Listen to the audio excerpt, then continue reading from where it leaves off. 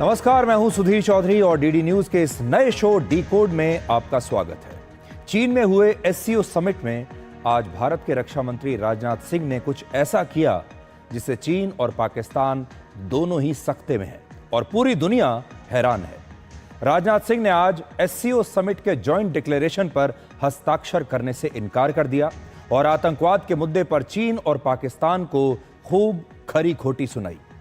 भारत के विरोध की वजह यह थी कि इस साझा बयान में पहलगाम हमले का कोई जिक्र नहीं था। भारत ने चीन और पाकिस्तान दोनों को बता दिया कि अब आतंकवाद पर दोहरी नीति नहीं चलेगी।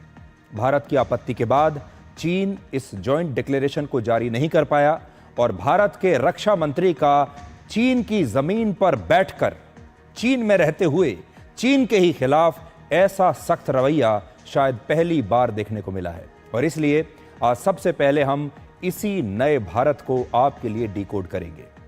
इसके बाद आपको दिखाएंगे कि हाल ही में खत्म हुए युद्धों के बाद कैसे दुनिया भर में हथियारों की एक नई रेस शुरू हो गई है। नेटो में शामिल 32 देशों ने हथियार खरीदने के लिए अपने अपने रक्षा बजट को बढ़ाने का फैसला किया है और एक नई रिपोर्ट के मुताबिक पिछले साल दुनिया भर के देशों ने अपनी सेना और हथियारों पर 231 लाख करोड़ रुपए खर्च किए हैं। और आखिर में आपको दिखाएंगे कि भारतीय अंतरिक्ष यात्री ग्रुप कैप्टन शुभांशु शुक्ला समेत चारों एस्ट्रोनॉट्स करीब 28 घंटे की यात्रा के बाद सफलतापूर्वक इंटरनेशनल स्पेस स्टेशन पहुंच गए हैं। और आज हम आपको शुभांशु शुक्ला और उनके साथियों की स्पेस स्टेशन से नई तस्वीरें दिखाएंगे, उनका नया वीडियो दिखाएंगे।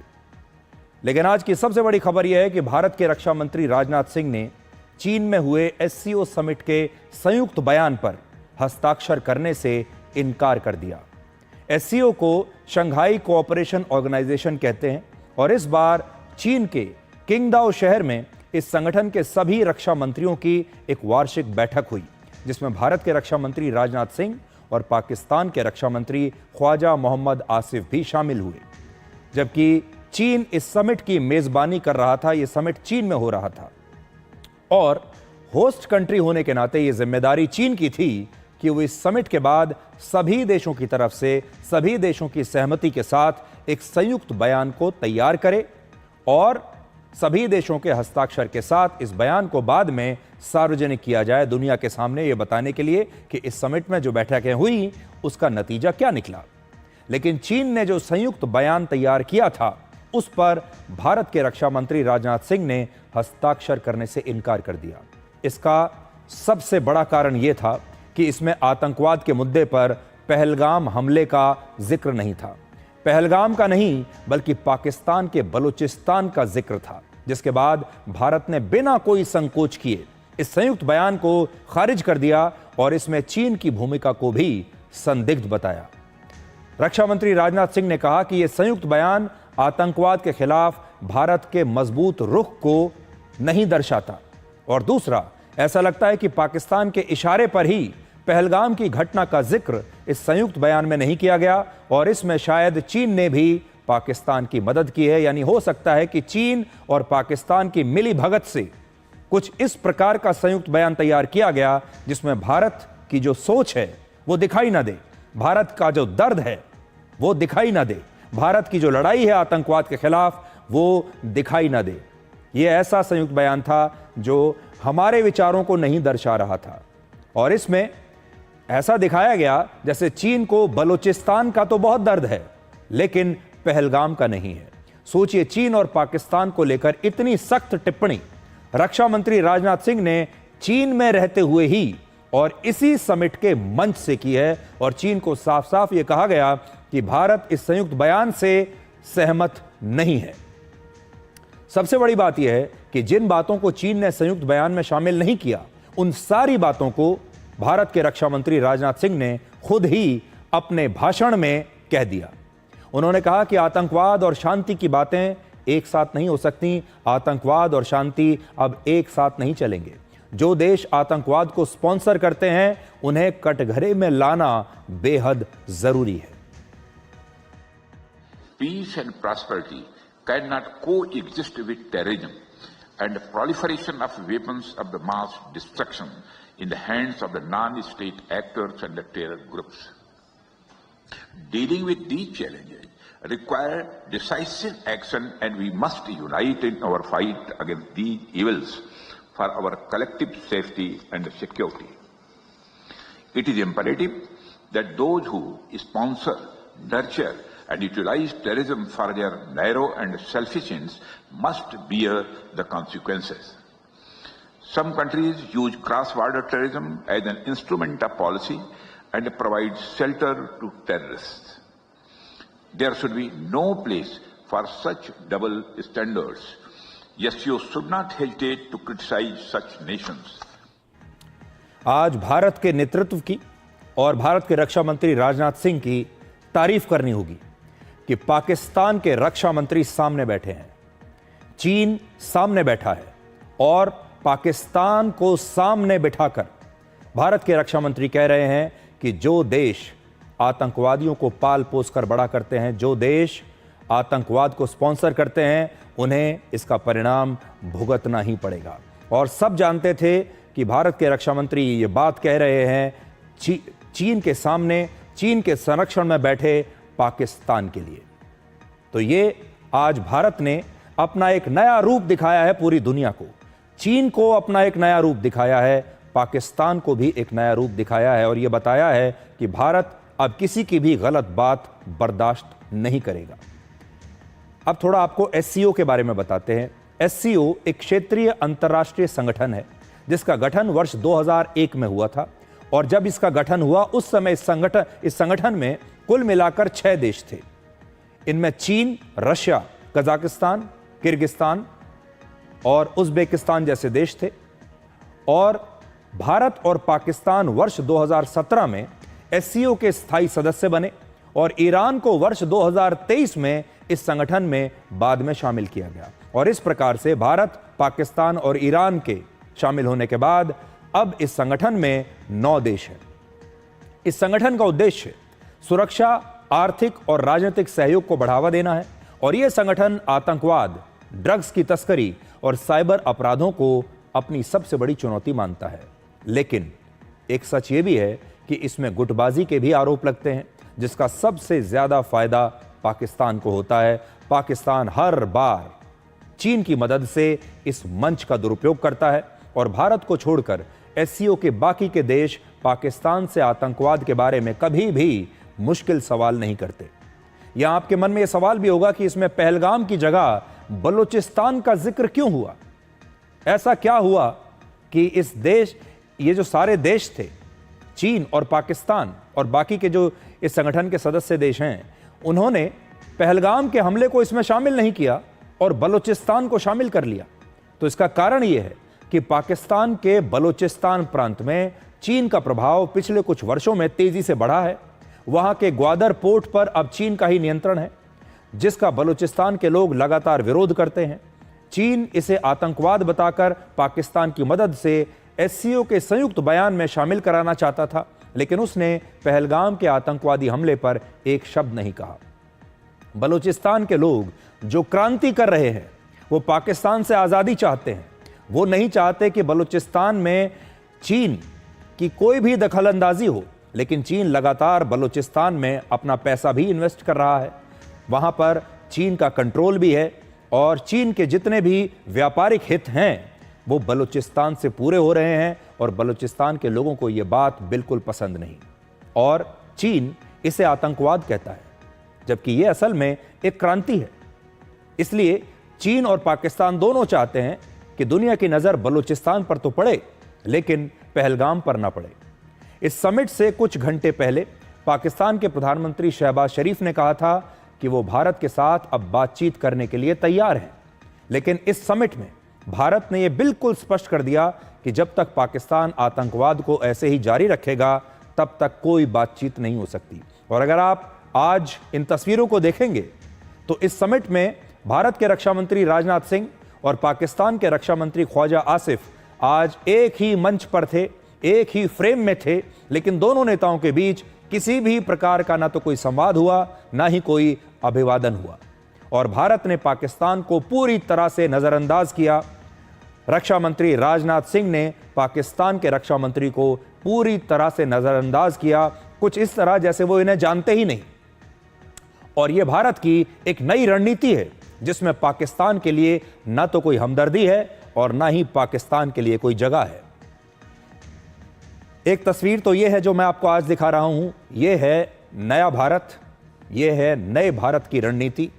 और यह नया भारत किसी से दबता नहीं, किसी से डरता नहीं और अपने दुश्मन को साफ बताता है कि दुश्मनी क्या होती है।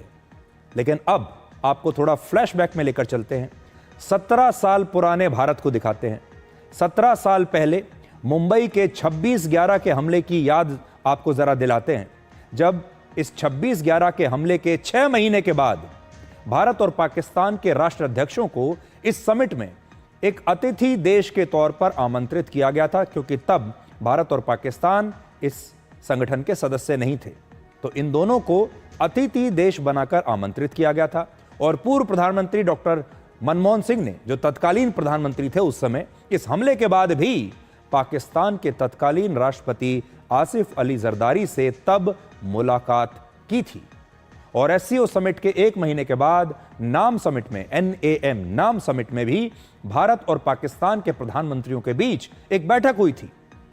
और इससे आप समझ सकते हैं कि आतंकवाद और पाकिस्तान को लेकर उस समय की सरकारों में और आज की सरकार में क्या अंतर है। ये तस्वीरें देखिए 2008 में जब मुंबई का 26/11 का हमला हुआ था, उसके बाद अगले ही साल जून 2009 की तस्वीर देख लीजिए, जुलाई 2009 की तस्वीर देख लीजिए और आप देखिए कि भारत और पाकिस्तान के प्रधानमंत्री और राष्ट्रपति कैसे खुशी खुशी एक दूसरे के साथ बैठकें भी कर रहे हैं, हाथ भी मिला रहे हैं, चेहरे पर मुस्कुराहट भी है और सब कुछ ऐसा लगता है जैसे सब सामान्य है, जैसे कुछ हुआ ही नहीं। और भारत अगले ही साल कुछ ही महीनों में इस हमले को भूल गया।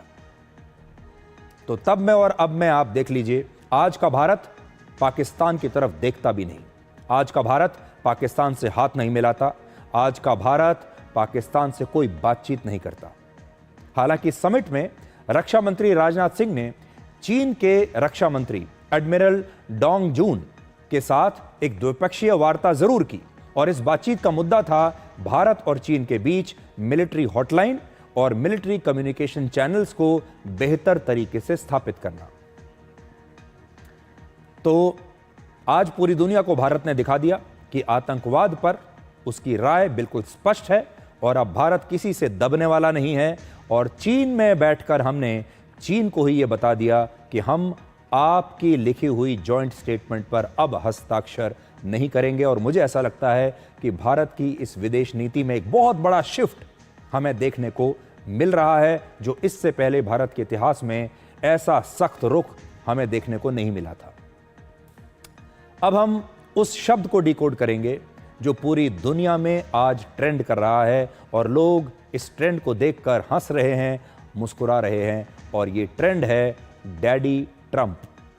25 जून को जब अमेरिका के राष्ट्रपति ट्रंप ने नेटो देशों के समिट में यह कहा कि ईरान और इजराइल दोनों देश बच्चों की तरह युद्ध लड़ रहे थे और उन्होंने इस युद्ध को रुकवाया है, तो नेटो के चीफ मार्क रूटे ने यह कहा कि कभी कभी डैडी को सख्त होना पड़ता है ताकि ऐसे युद्ध ना हो। तो यहीं से उन्होंने क्यों लिया और उन्होंने पूरी दुनिया के सामने डोनाल्ड ट्रंप को डैडी कहकर पुकारा।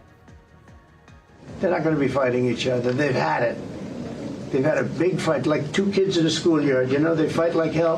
You can't stop them. Let them fight for about 2-3 minutes. Then it's easier to stop them. And then Daddy has to sometimes use strong language to You have to get use stuff. strong language. Every once in a while, you have to use a certain word. लेकिन Iran के supreme leader ayatollah Khamenei ने Donald Trump को daddy मानने से बिल्कुल इनकार कर दिया है। आज जब पश्चिमी देशों के मीडिया में यह आशंका जताई जा रही थी कि ईरान के सुप्रीम लीडर आयतुल्ला खमेनी की युद्ध में मौत हो चुकी है क्योंकि वो पिछले कई दिनों से नजर नहीं आ रहे हैं, उनका एक भी वीडियो, एक भी तस्वीर कहीं दिखी नहीं, कहीं ऐसा तो नहीं है कि इस युद्ध में उनकी मौत हो गई, तब 86 वर्ष के खमेनी ने आज अपना एक नया वीडियो संदेश जारी किया है और अमेरिका और इजराइल को लेकर उन्होंने 5 बड़ी बातें कही हैं। खामेनेई ने दावा किया है कि इस युद्ध में ईरान ने अमेरिका को हरा दिया है। ध्यान से सुनिएगा, खामेनेई कहते हैं कि इस युद्ध में ईरान की जीत हुई है और ईरान ने अमेरिका को हरा दिया। दूसरा, अमेरिका इस युद्ध में इजराइल को बचाने के लिए शामिल हुआ था, लेकिन अमेरिका को कुछ हासिल नहीं हुआ। तीसरा, ईरान पर अमेरिका के हमलों का ज्यादा असर नहीं हुआ। चौथा, ईरान ने कतर में अमेरिका के जिस सैन्य अड्डे पर हमला किया, उस हमले को कम करके आंका गया, जबकि ईरान के हमले में अमेरिका को और अमेरिका की सेना को भारी नुकसान हुआ है। और पांचवा, अगर अमेरिका और इजराइल ने फिर से कोई हमला किया तो उन्हें इसकी भारी कीमत चुकानी होगी। तो खामेनेई का ये नया वीडियो अब आप देखिए। به مراکز هسته‌ای ما حمله کردند که البته این در خور پیگیری جزایی در دادگاه‌های بین‌المللی است به طور مستقل، اما نتوانستند کار مهمی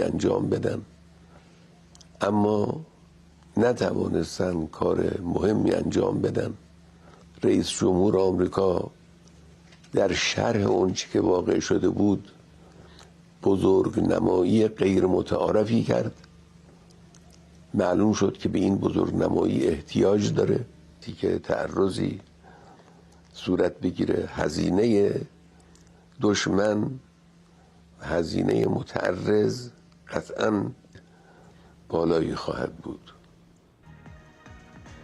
तो 86 साल के खामेनेई देखिए, वो ईरान को बधाई दे रहे हैं, कह रहे हैं कि ईरान को इस जीत की बहुत बहुत बधाई।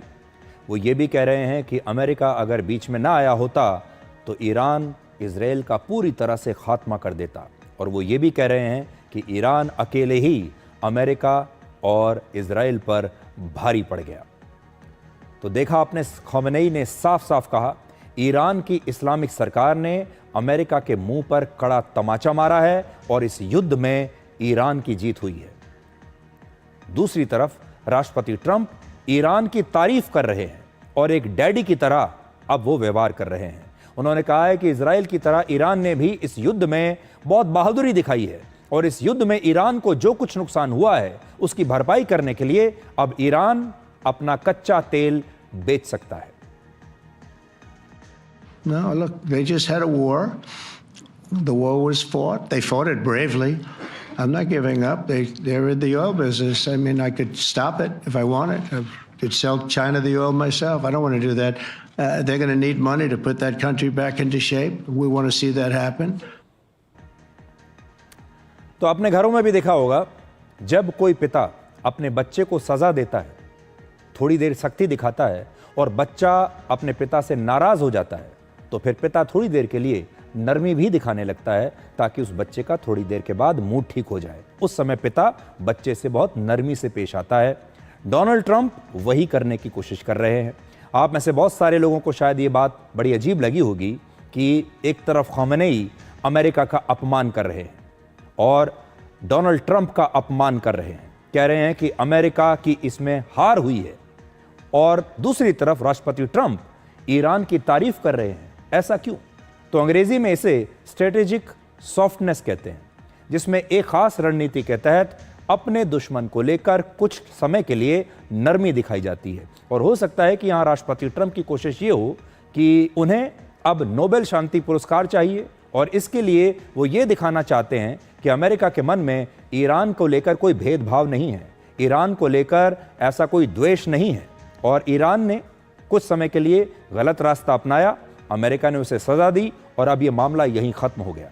और अब अमेरिका ईरान को भी अपने साथ लेकर चलना चाहता है, क्योंकि डोनाल्ड ट्रंप की ये इच्छा है कि वो अपने आप को विश्व का सबसे बड़ा नेता साबित करें, अपने आप को वैश्विक नेता वो साबित करना चाहते हैं, और इसके लिए ज़रूरी है कि वो ये दुनिया को दिखाएं कि दुनिया का हर देश उनके साथ है और उनका कहीं कोई विरोध नहीं है।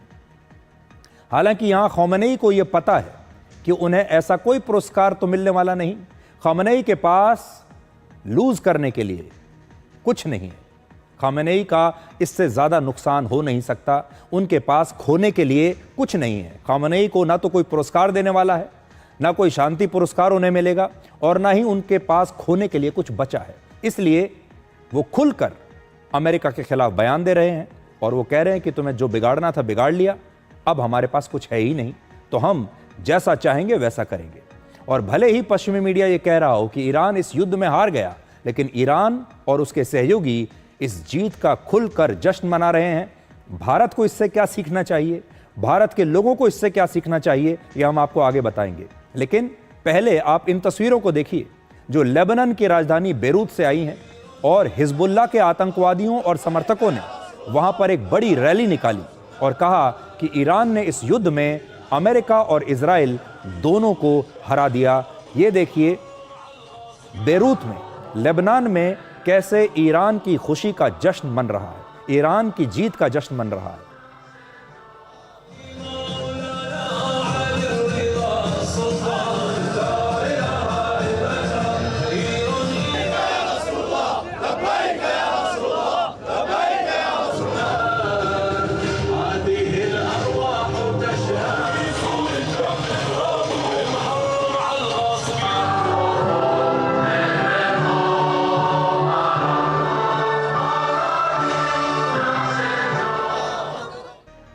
खामनेई की फोटो है, ईरान का झंडा है, खामनेई के समर्थक हैं और ये सब लोग जश्न मना रहे हैं ईरान की जीत का।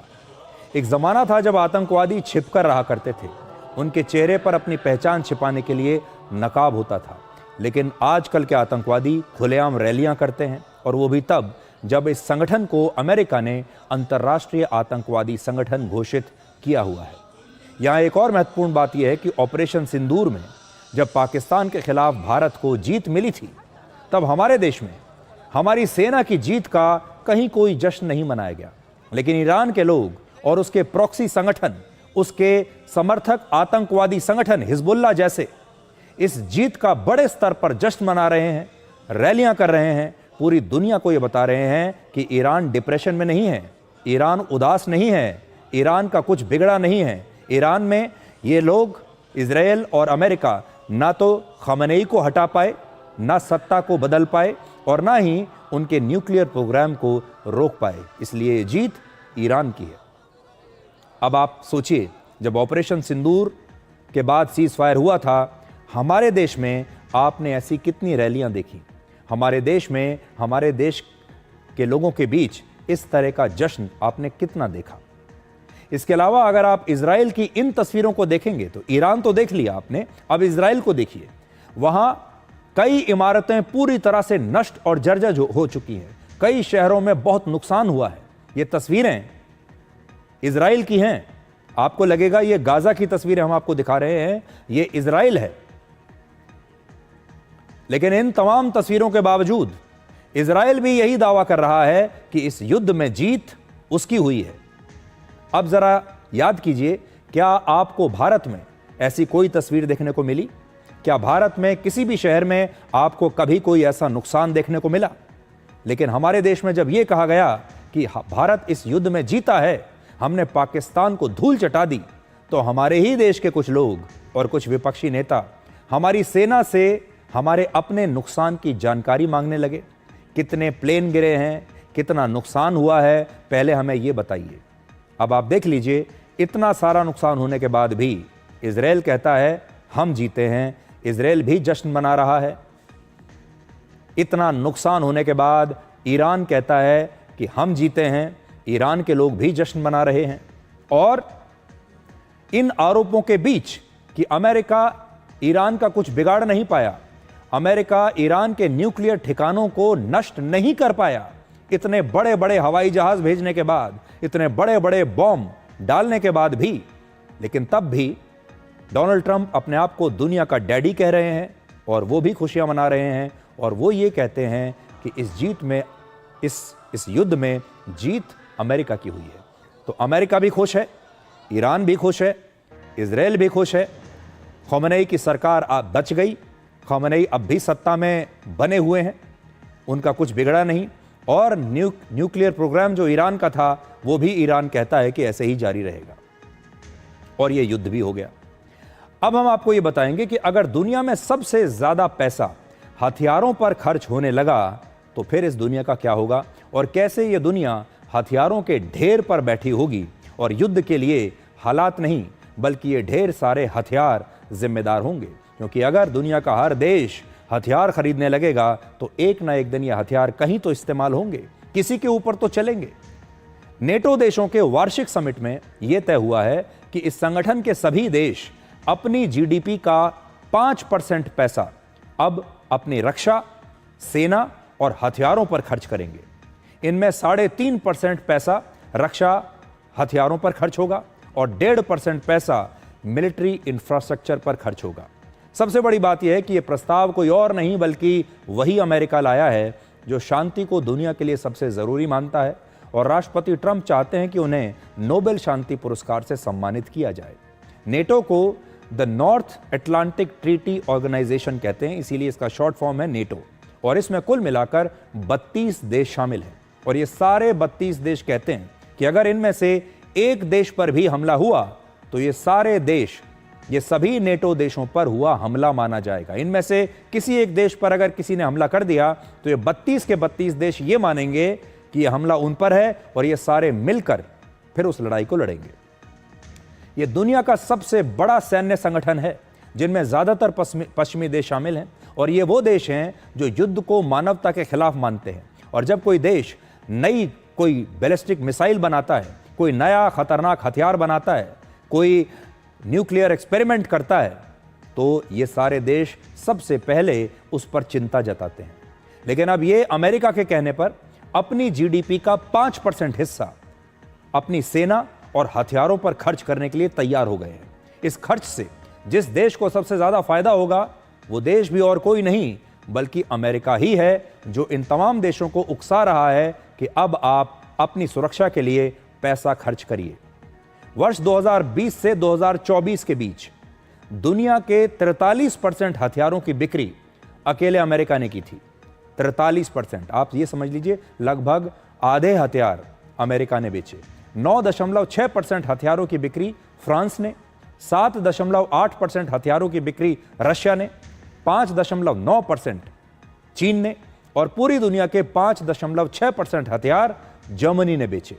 इससे आप समझ सकते हैं कि अगर रक्षा हथियारों पर नेटो देशों का खर्च बढ़ेगा तो इससे सबसे ज्यादा फायदा अमेरिका को ही होगा, क्योंकि हथियारों का वो सबसे बड़ा सौदागर है। ये सारे देश हथियार खरीदने के लिए और कहां जाएंगे? अमेरिका से ही खरीदेंगे, और बाद में जब यही हथियार किसी युद्ध में इस्तेमाल होंगे तो अमेरिका ही दुनिया में बीच बचाव कराएगा, सीज फायर करवाएगा और फिर शांति की बात कहेगा। आप राष्ट्रपति ट्रंप का यह बयान सुनिए जिसमें वो कहते हैं कि नेटो देशों ने हथियारों पर अपने खर्च को बढ़ाकर एक शानदार काम किया है। All of this is going to be done very quickly, almost immediately. You probably know this as well as I do. I'm sure they've been talking about it. It's really been a big focus. In a very historic milestone this week, the NATO allies committed to dramatically increase their defense spending to that 5% of GDP, something that no one really thought possible. एक बड़े think tank SIPRI के मुताबिक दुनिया में सबसे बड़ा रक्षा budget America का है, और यह है 84,70,000 करोड़ रुपए का। दूसरे नंबर पर चीन का रक्षा बजट 26,60,000 करोड़ रुपए का है, और चीन का रक्षा बजट अमेरिका का आधा भी नहीं है। सोचिए, अमेरिका का 84 लाख करोड़ और चीन का 26 लाख करोड़। रशिया का रक्षा बजट लगभग 12 लाख करोड़ का है, जर्मनी का 7.5 लाख करोड़, और भारत का रक्षा बजट 7,30,000 करोड़ रुपए का है। और ये आंकड़े वर्ष 2024 के हैं, पिछले साल के, और हमने आपको यही बताया कि जो सिप्री की रिपोर्ट में लिखा है वो आंकड़े हमने आपको दिए हैं। हालांकि भारत सरकार कहती है कि इस साल का भारत का रक्षा बजट 6,81,000 करोड़ रुपए का है। यहां महत्वपूर्ण बात यह है कि पूरी दुनिया में रक्षा हथियारों पर जितना पैसा खर्च हो रहा है उसमें 37% पैसा अमेरिका खर्च कर रहा है, 12% चीन, 5.5% रशिया, 3.3% जर्मनी और 3.2% पैसा इस समय भारत खर्च कर रहा है, और पाकिस्तान इस लिस्ट में दूर दूर तक नहीं है।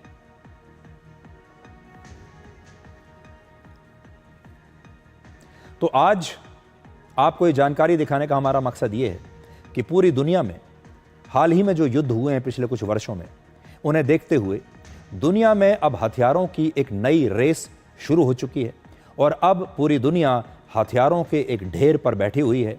आज हमने AI से कहा कि इस समय दुनिया की जो स्थिति है उस पर आपके लिए एक वीडियो बनाएं और इन हथियारों के बीच कैसे शांति का सफेद झंडा लहराता है वो भी बताएं। तो देखिए, ये वीडियो AI ने बनाया है आज की दुनिया के लिए। देखिए।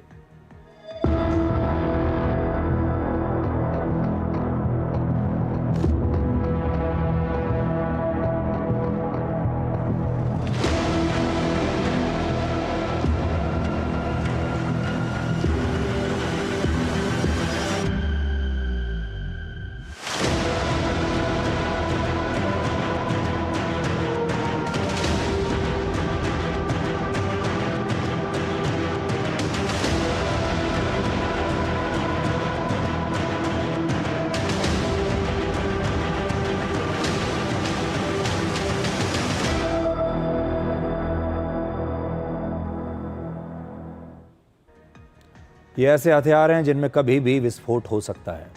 अब होना क्या चाहिए था? पूरी दुनिया जिसमें घने जंगल होने चाहिए थे, खूबसूरत पहाड़, चारों तरफ हरियाली, पेड़ पौधे होने चाहिए थे, नदियां, झील होनी चाहिए थी, चिड़िया की चहचहाट होनी चाहिए थी, चारों तरफ बच्चे स्कूल कॉलेज में जाते हुए दिखाई देने चाहिए थे। रेस इस चीज की लगनी थी कि दुनिया में प्रकृति को और कैसे बढ़ाया जाए, इस दुनिया में हरियाली को और कैसे बढ़ाया जाए, इस दुनिया में शांति कैसे स्थापित की जाए। लेकिन इसके उलट हो रहा है और आज शांति भी इन हथियारों के जरिए स्थापित हो रही है। इसलिए इस दुनिया में अगर कोई सबसे महंगी चीज है तो वो है शांति। शांति स्थापित करने के लिए अब लाखों करोड़ रुपए खर्च किए जा रहे हैं। ये हथियार इस्तेमाल होते हैं शांति स्थापित करने के लिए। और शांति कौन स्थापित करता है? जो सबसे शक्तिशाली होता है, शांति उसके हिस्से में आती है। दुनिया में जिस तेजी से हथियारों की ये दौड़ बढ़ रही है, खरीद बढ़ रही है, उससे ये सवाल भी उठता है कि क्या अब हथियार शांति की गारंटी बन गए हैं? स्वीडन का जो मशहूर थिंक टैंक है जिसका नाम है Stockholm International Peace Research Institute, जिसे सिप्री कहते हैं, इसी सिप्री की अभी मैंने आपको जो रिपोर्ट दिखाई है, सिप्री की नई रिपोर्ट में यह लिखा है कि वर्ष 2024 में रक्षा हथियारों पर पूरी दुनिया के खर्च में 9.4% की वृद्धि हुई है। पिछले साल पूरी दुनिया में सेनाओं और हथियारों पर 2.7 ट्रिलियन US डॉलर्स यानी 231 लाख करोड़ रुपए खर्च हुए। यह पूरी दुनिया की GDP के 2.5% के बराबर है और इस वक्त भी दुनिया के 150 से ज्यादा देश ऐसे हैं जिनकी GDP इससे कम है। इतिहास में पहली बार ऐसा हो रहा है जब दुनिया में हथियारों और सेनाओं पर सबसे ज्यादा पैसा खर्च हो रहा है और पिछले 10 वर्षों में इस खर्चे में लगातार वृद्धि हुई है। हैरानी की बात यह है कि जो पश्चिमी देश शांति पर सबसे ज्यादा उपदेश देते हैं, उन्हीं देशों ने अपने रक्षा बजट को सबसे ज्यादा बढ़ाया है। शांति पर सबसे ज्यादा लेक्चर देने वाले लोग सबसे ज्यादा हथियार भी खरीद रहे हैं। यूरोपीय देशों ने अपने रक्षा बजट में 17% की वृद्धि की है, जबकि इजराइल ने 65% की वृद्धि, रोमानिया ने 43%, नेदरलैंड्स ने 35%, स्वीडन ने 34%, पोलैंड ने 31%, जर्मनी ने 28%, डेनमार्क ने 20% और फिनलैंड ने भी अपने रक्षा बजट में 16% की वृद्धि की है। युद्ध के कारण रशिया ने 38%, चीन ने 7%, अमेरिका ने 5.5% के आसपास और भारत ने अपने रक्षा बजट में 1.6% की वृद्धि की है। हालांकि भारत सरकार के मुताबिक ये वृद्धि 1.6% नहीं बल्कि 5% के आसपास है। लेकिन मैं जो आपको दिखा रहा हूं, सिप्री की रिपोर्ट जो कह रही है वो ये कहती है, हालांकि हमारी सरकार ये कहती है कि हमारे रक्षा बजट में हमने 5% के आसपास वृद्धि की है।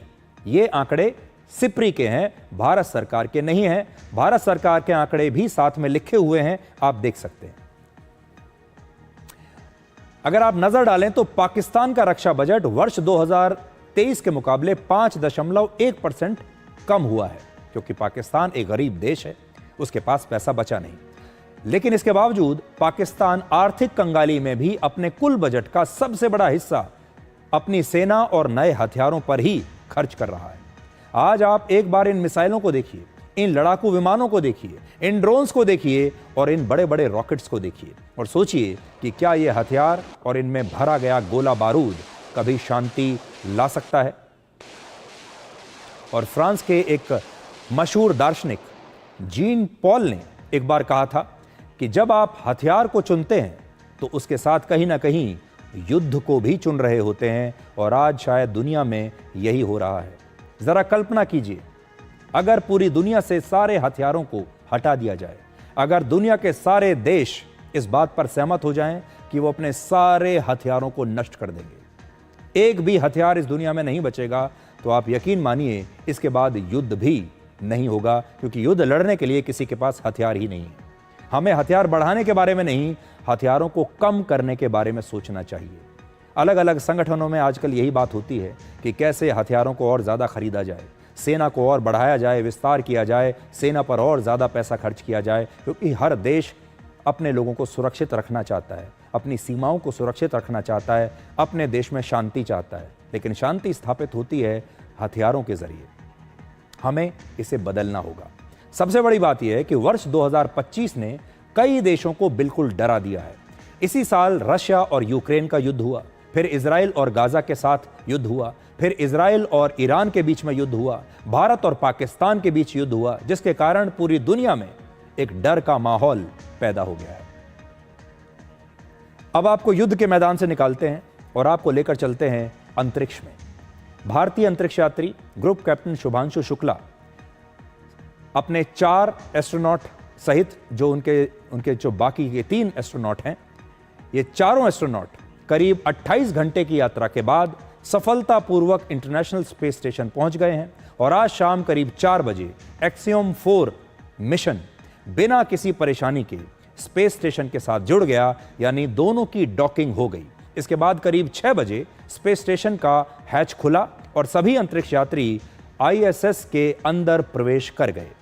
आप सबसे पहले इस ऐतिहासिक मिशन की ये नई तस्वीरें देखिए और फिर हम अंतरिक्ष के इस बहुत ही मुश्किल मिशन को आपके लिए डिकोड करेंगे।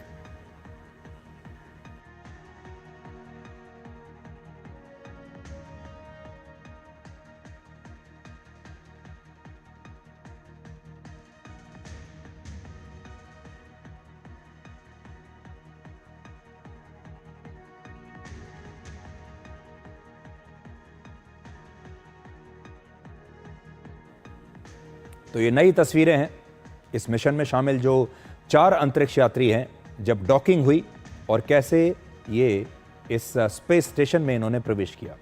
आसान भाषा में डॉकिंग का मतलब होता है अंतरिक्ष में मौजूद 2 या 2 से ज्यादा स्पेस क्राफ्ट्स को आपस में जोड़ देना। कल जिस फैल्कन 9 रॉकेट ने उड़ान भरी थी, उस रॉकेट का ऊपरी हिस्सा आज इंटरनेशनल स्पेस स्टेशन से जुड़ गया, जिसका नाम है ड्रैगन कैप्सूल। आज अंतरिक्ष में डॉकिंग के समय ISS और ड्रैगन कैप्सूल की रफ्तार करीब 28,000 किलोमीटर प्रति घंटा थी। सोचिए, एयरपोर्ट के रनवे पर लैंड होते समय जब किसी प्लेन की रफ्तार 280 से 300 किलोमीटर के आसपास होती है, अंतरिक्ष में इससे करीब 100 गुना ज्यादा रफ्तार से पृथ्वी का चक्कर लगाते हुए आज ये डॉकिंग हुई है स्पेस स्टेशन और इस स्पेसक्राफ्ट के बीच। करीब आने के बाद दोनों स्पेसक्राफ्ट्स के बीच संपर्क स्थापित हुआ और इसके बाद ड्रैगन कैप्सूल मजबूती के साथ ISS के साथ जुड़ गया और उसका ही एक हिस्सा बन गया। दुनिया में पहली बार वर्ष 1966 में अमेरिका के जेमिनी मिशन के दौरान डॉकिंग की गई थी और इस साल जनवरी के महीने में इसरो ने भी 2 स्पेसक्राफ्ट्स को डॉक किया था और ऐसा करने वाला भारत दुनिया का चौथा देश बन गया था। अब तक अमेरिका, रशिया, चीन और भारत ही अंतरिक्ष में सफल डॉकिंग कर पाए हैं। एक्सियोम 4 मिशन के अंतरिक्ष यात्री अब तक एक छोटे से ड्रैगन कैप्सूल में मौजूद थे, लेकिन अब ये सभी यात्री अगले 14 दिनों तक ISS में रहेंगे। ये किसी 6 बेडरूम वाले घर से भी ज्यादा बड़ा है। आप ऐसा समझिए, कोई ऐसा घर जिसमें 6 बेडरूम है, सोने के लिए 6 कमरे हैं, 2 बाथरूम्स हैं और एक जिम भी इसमें मौजूद है। और जो फैल्कन रॉकेट अंतरिक्ष में गया था, यह रीयूजेबल रॉकेट है। इसका जो ऊपरी हिस्सा है, जो एक कैप्सूल कहलाता है, वो अब स्पेस में रुक गया और जो रॉकेट था वो अब वापस पृथ्वी पर लौट चुका है। एक्सियम 4 मिशन में Shubhanshu Shukla second in command हैं, यानी दूसरे नंबर पर हैं, और आज डॉकिंग के दौरान वो अपनी कमांडर यानी अपनी बॉस पैगी विटसन के साथ उनकी मदद करते हुए दिखे। इस प्रक्रिया का ज्यादातर हिस्सा ऑटोमेटिक तरीके से होता है, लेकिन अंतरिक्ष यात्री चाहें या फिर कोई मुश्किल अगर आ जाए तो इसे मैनुअल तरीके से भी पूरा किया जा सकता है। और अगर जरा सी भी गलती होती तो ड्रैगन कैप्सूल की ISS के साथ एक भयंकर टक्कर भी हो सकती थी, और यह किसी भी स्पेस मिशन का सबसे कठिन हिस्सा माना जाता है। आज Shubhanshu Shukla international space station पहुंचने वाले पहले भारतीय बन गए हैं। इससे पहले 633 अंतरिक्ष यात्री ISS पहुंचे हैं और शुभांशु शुक्ला वहां पहुंचने वाले 634 नंबर के अंतरिक्ष यात्री हैं। उन्होंने अंतरिक्ष से ही अपनी अब तक की यात्रा के बारे में एक वीडियो बनाया है। आप पहले उनका यह वीडियो देखिए जो उन्होंने भेजा है खास तौर पर, और फिर हम आपको बताएंगे कि अगले 14 दिनों में उनकी सबसे बड़ी चुनौती क्या होगी।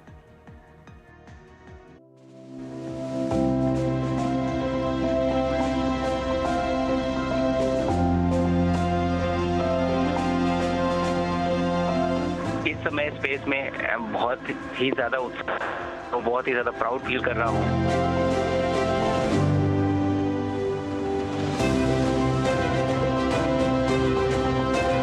मैं बहुत उत्साहित हूँ और मैं अपने शोल्डर पे अपना तिरंगा जो मैं लेके चल रहा हूँ, मैं मानता हूँ कि आप सब मेरे साथ हैं।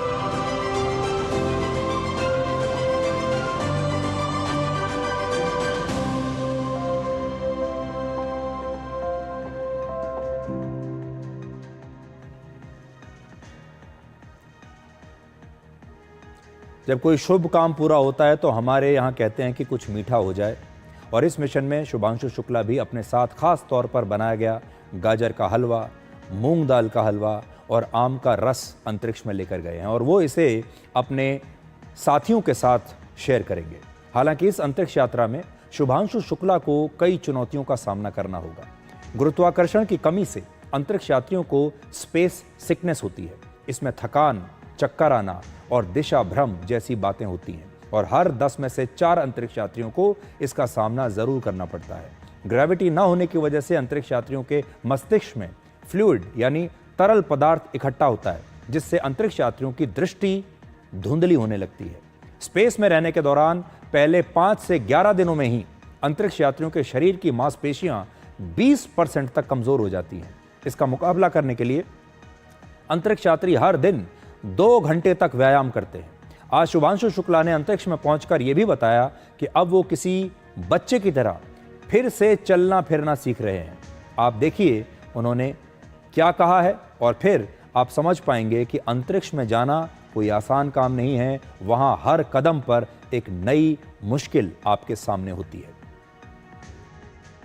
एक छोटा सा संदेश मेरे प्यारे देशवासियों के लिए। आपके प्यार और आशीर्वाद से सुरक्षित मैं इंटरनेशनल स्पेस स्टेशन पे पहुंच चुका हूं, और बहुत आसान दिख रहा है यहाँ खड़े होना, लेकिन थोड़ा सा मुश्किल है, थोड़ा सा सर भारी है, थोड़ी तकलीफ हो रही है, लेकिन ये सब बहुत छोटी चीज़ें हैं और कुछ ही दिनों में हम इसके यूज्ड टू हो जाएंगे। और ये पहला पड़ाव है इस जर्नी का, और अभी आगे 14 दिन यहाँ पे रह के हम काफ़ी सारे साइंस एक्सपेरिमेंट्स करेंगे, आप लोगों से बातचीत करेंगे। तो इस मिशन की कमांडर अमेरिका की पैगी विटसन है। आप जानते हैं पैगी विटसन की उम्र कितनी है? वो 65 वर्ष की हैं, 65 ईयर्स। सोचिए, जिस उम्र में हमारे देश में लोग नौकरी से रिटायर हो जाते हैं, ये रिटायरमेंट एज मानी जाती है, उस उम्र में पैगी विटसन दुनिया के सबसे मुश्किल मिशन को कामयाब बनाने के लिए निकली हैं। उनसे करीब आधी उम्र के मिशन स्पेशलिस्ट हंगरी के टिबोर कापू हैं, जो 33 साल के हैं। शुभांशु शुक्ला 39 वर्ष के हैं और वो अपनी बॉस पैगी विटसन से करीब 26 साल छोटे हैं। पोलैंड के चौथे अंतरिक्ष यात्री की उम्र 41 वर्ष है और उनकी उम्र भी पैगी विटसन से करीब 24 साल कम है। इससे पहले भारतीय मूल की अमेरिका अंतरिक्ष यात्री, आपको याद होगा, सुनीता विलियम्स ने 59 वर्ष की उम्र में अंतरिक्ष में 9 महीने से ज्यादा का समय बिताया था। 59 वर्ष की उम्र में यानी अंतरिक्ष यात्रा करने के लिए उम्र की कोई सीमा नहीं है। भारत के पहले अंतरिक्ष यात्री विंग कमांडर राकेश शर्मा अंतरिक्ष में करीब 8 दिनों का समय बिताकर आए थे और अगले 14 दिनों में ग्रुप कैप्टन शुभांशु शुक्ला भी अब राकेश शर्मा का यह रिकॉर्ड तोड़ देंगे। अब वक्त हो गया है एक छोटे से ब्रेक का। यह ब्रेक है 3 मिनट का। ये 3 मिनट आप थोड़ा आराम कीजिए, रिलैक्स कीजिए और फिर 3 मिनट के बाद हम आपको दोबारा मिलेंगे कुछ नई खबरों के साथ।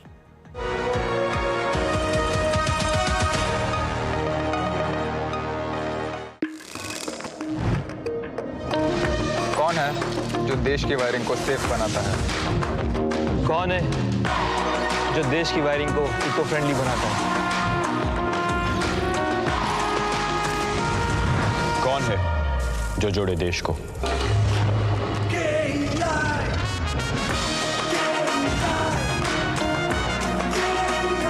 विकसित भारत का विकसित वायर।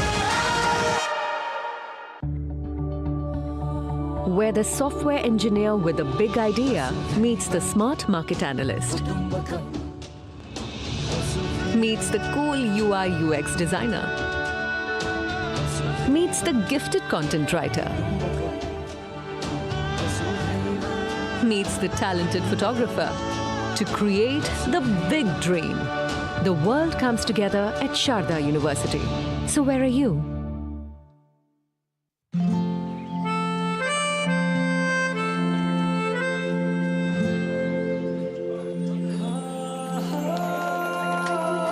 जब अपनों का साथ हो तभी होता है शुभारंभ।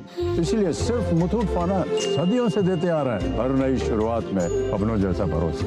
Muthoot finance, India's number 1 most trusted financial services brand. तो गोल्ड लोन के लिए अभी फोन कीजिए 1-800-313-1212 पर।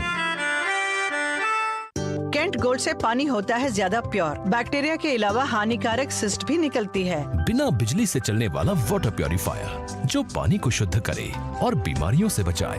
अब हर परिवार होगा स्वस्थ कैंट से। Become a proud Prestigian. Pursue BBA and MBA at PIMR Indore. Get 100% placement support. Industry-focused curriculum. Shaping leaders since 1994. Join PIMR Indore. This is no ordinary sky. This is where legends are born. Squad 1, clear to space transition. Roger. Re-engaging heat. In the vast expanse above, the Indian Air Force reigns. Unseen, unstoppable, unmatched. Join the Indian Air Force to be a cut above. Start successful legal career with Prestige, offering LLB and LLM with expert faculty and practical exposure, shaping leaders since 1994. Join PIMR Indore. कैंट गोल्ड से पानी होता है ज्यादा pure. Bacteria के अलावा हानिकारक सिस्ट भी निकलती है। बिना बिजली से चलने वाला वाटर प्योरीफायर जो पानी को शुद्ध करे और बीमारियों से बचाए। अब हर परिवार होगा स्वस्थ कैंट से। कौन है जो जोड़े देश को? विकसित भारत का विकसित वायर।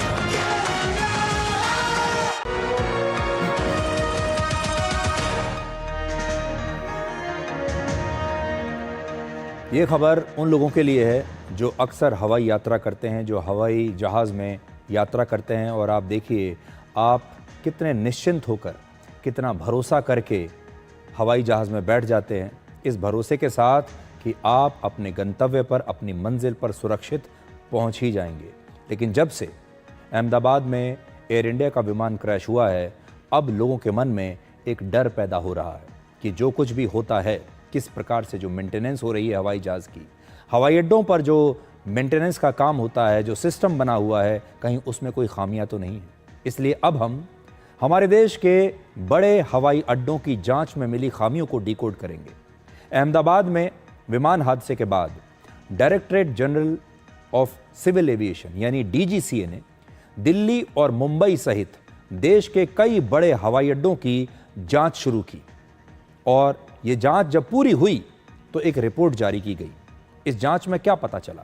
पहली बात, एयरलाइंस के विमानों में बार बार एक जैसी गड़बड़ियां हो रही हैं, एक जैसी खराबियां हो रही हैं, जिसकी वजह कमज़ोर सर्विसिंग है, कमज़ोर सुपरविजन है। विमानों में तकनीकी खामियां सामने आने के बाद भी उन्हें ठीक नहीं किया जा रहा था, ये जांच में पता चला है। दूसरा, डीजीसीए के मुताबिक एक एयरलाइन की घरेलू उड़ान इसलिए रद्द की गई क्योंकि उस विमान के टायर घिस चुके थे। आप अंदाजा लगाइए, किसी विमान के टायर घिस चुके हैं, घिसे हुए टायरों के साथ वो विमान ऑपरेट कर रहा है, और जब टायर ज्यादा घिसे तो फिर फ्लाइट को कैंसिल करना पड़ा। तीसरी बात, एक हवाई अड्डे पर बने रनवे की सेंटर लाइन मार्किंग बहुत फीकी पड़ चुकी थी। यह रनवे के बीच में मौजूद वो सफेद लाइन होती है जिसकी मदद से पायलट अपने विमान की सुरक्षित लैंडिंग और टेक ऑफ कर पाते हैं, और उन्हें पता होता है कि इस लाइन के साथ साथ एयरक्राफ्ट को कैसे रनवे के बीच में रखना है। चौथी बात, एक ट्रेनिंग सिमुलेटर की जांच में यह पता चला कि वो विमान जैसा था ही नहीं, और उसका सॉफ्टवेयर बहुत पुराना हो चुका था, अपडेट ही नहीं किया था। किसी ट्रेनिंग सिमुलेटर को असली विमान जैसा होना चाहिए ताकि पायलट्स उस पर अभ्यास कर सकें, पायलट्स की ट्रेनिंग उस पर हो सके। और 19 जून से शुरू किए गए इस जांच में डीजीसीए ने एयरपोर्ट्स पर अपनी निगरानी बढ़ाई। जिन एयरलाइंस और ऑपरेटर्स में डीजीसीए को खामियां मिली, उन्हें 7 दिनों के अंदर सुधार करने के लिए कहा गया। हालांकि इस रिपोर्ट में उन हवाई अड्डों या एयरलाइंस के नाम अभी नहीं बताए गए हैं। एयर इंडिया के विमान हादसे के बाद हमारे देश में हवाई सफर को लेकर एक नया डर पैदा हो गया है, लेकिन ये बात बहुत कम लोग जानते हैं कि दुर्घटनाओं के मामले में हवाई सफर आज भी सबसे ज्यादा सुरक्षित है। हवाई यात्रा आज भी सबसे ज्यादा सुरक्षित है। अब जरा आंकड़े देखिए। वर्ष 2010 से 2025 के बीच इन 15 वर्षों में भारत में 3 विमान दुर्घटनाएं हुई हैं, जिनमें 450 से ज्यादा लोगों की मृत्यु हुई। लेकिन सड़क दुर्घटनाओं में वर्ष 2011 से 2022 के बीच 17,80,000 से ज्यादा लोगों की मौत हो चुकी है। और अगर सड़क दुर्घटनाओं के कारण भारत में हर साल लगभग 1.5 लाख लोग मारे जा रहे हैं, तो अब आप खुद सोचिए कि सड़क यात्रा ज्यादा खतरनाक है या हवाई यात्रा। सोचिए, हवाई यात्रा को लेकर तो हम इतनी सारी चिंताएं जताते हैं, हमें डर लगता है, और ये चिंताएं जतानी भी चाहिए। हम ये नहीं कह रहे कि आपकी चिंताएं नहीं होनी चाहिए, चिंता बिल्कुल होनी चाहिए। हवाई यात्रा पर अगर आप जा रहे हैं तो सुरक्षा का पूरा ध्यान रखना चाहिए, एयरलाइंस को भी रखना चाहिए, हवाई अड्डे पर जो संस्थाएं हैं उन्हें भी रखना चाहिए। लेकिन जिन सड़क दुर्घटनाओं के कारण हर साल 1.5 लाख से ज्यादा लोग मर रहे हैं, क्या हमारे देश में कभी उसके बारे में बात होती है? ज्यादातर सड़क दुर्घटनाओं की वजह ओवर स्पीडिंग और रॉन्ग साइड ड्राइविंग है। लेकिन सोचिए, हमने कभी यह सोचा है कि हम अपनी सड़कों पर, अपने देश की सड़कों पर रॉन्ग साइड ड्राइविंग को कैसे रोकेंगे, ओवर स्पीडिंग को कैसे रोकेंगे? देश में 2 करोड़ से ज्यादा गाड़ियां हैं, वाहन हैं, लेकिन इनमें से सिर्फ 5% में ही ऐसा डिवाइस लगा है जो ओवर स्पीडिंग को रोकता है, सिर्फ 5%। इसके अलावा वर्ष 2019 से 2023 के बीच भारत में 18 करोड़ से ज्यादा चालान किए गए, जिससे पता चला कि जिन वाहनों की दुर्घटना से हर साल 1.5 लाख लोग मारे जा रहे हैं, उनकी मरम्मत, उनकी फिटनेस और उन्हें कोई अनाड़ी ड्राइवर तो नहीं चला रहा, इस पर कोई चिंता नहीं जताते। हमारे देश में सड़कों पर जो गाड़ियां चल रही हैं, पहली बात तो उन गाड़ियों की अपनी फिटनेस कैसी है? क्या उन गाड़ियों की ब्रेक्स ठीक हैं? क्या उन गाड़ियों की हेडलाइट ठीक है? उनके इंडिकेटर्स ठीक हैं? उनमें बाकी के जो मापदंड हैं, क्या वो सही हैं? इसके अलावा इन गाड़ियों को चलाने वाले जो ड्राइवर हैं, क्या वो गाड़ी चलाने के काबिल हैं? क्या वो इतने अनुशासित हैं? क्या उन्हें गाड़ी चलानी ठीक से आती है? क्या उन्हें ठीक से बताया गया है कि नियमों का पालन कैसे करना है? सड़कों पर सबसे ज्यादा नियम कानूनों को तो आजकल ई रिक्शा वाले तोड़ रहे हैं। आपने देखा होगा, बड़े बड़े शहरों में ई रिक्शा चल रहे हैं। दिल्ली की सड़कों पर 1,60,000 से ज्यादा ई रिक्शा होने का अनुमान है, जिनमें से करीब 60% ई रिक्शा गैर कानूनी है, और इनके लिए बने गैर कानूनी चार्जिंग स्टेशंस की वजह से हर साल ये लोग 120 करोड़ रुपए की बिजली भी चोरी करते हैं। तो चोरी की बिजली से अगर ज्यादातर ई रिक्शा चल रहे हैं, ये वो ई रिक्शा हैं जो रात में कभी अपने हेडलाइट का इस्तेमाल नहीं करते। ज्यादातर ई रिक्शाज में तो हेडलाइट मिलेगी ही नहीं। इंडिकेटर तो बहुत दूर की बात है। अगर रात में आप इन ई रिक्शाओं को देखेंगे तो ना तो इनमें हेडलाइट जलती है, ना इंडिकेटर होते हैं। और हेडलाइट ना जलाने का सबसे बड़ा कारण यह है कि ई रिक्शा को चलाने वाले जो लोग हैं ये अपनी बिजली को बचाना, बैटरी को बचाना चाहते हैं।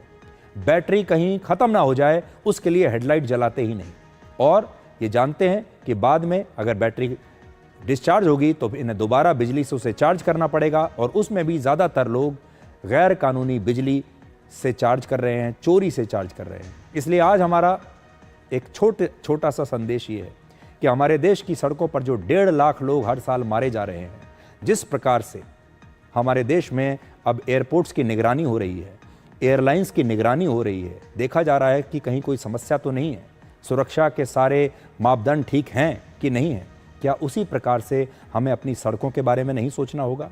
सड़कों पर जो वाहन चल रहे हैं, जो ऑटो चल रहे हैं, कमर्शियल वाहन चल रहे हैं, लोगों के प्राइवेट वाहन चल रहे हैं, क्या उनके बारे में नहीं सोचना होगा? उन वाहनों को कौन चला रहा है, वो इस लायक भी हैं या नहीं? हवाई जहाज़ उड़ाने के लिए जो पायलट आते हैं वो बहुत कड़ी ट्रेनिंग के बाद आते हैं, लेकिन हमारे देश में जिन लोगों के हाथ में गाड़ी थमा दी जाती है उन्हें कितनी ट्रेनिंग दी गई है, उन्हें नियम कानून की कितनी जानकारी है, ये हमें देखना होगा, क्योंकि हर साल 1.5 लाख लोगों की जान सड़क दुर्घटनाओं में जा रही है। तो आज के लिए डिकोड में इतना ही। अब आपसे हमारी अगली मुलाकात होगी कल रात 9 बजे। तब तक आप खुश रहिए, सुरक्षित रहिए, स्वस्थ रहिए, और बंधन में मत बांधिए, हर रिश्ते को खुला छोड़िए, क्योंकि अपना जाएगा नहीं और पराया ठहरेगा नहीं। नमस्कार।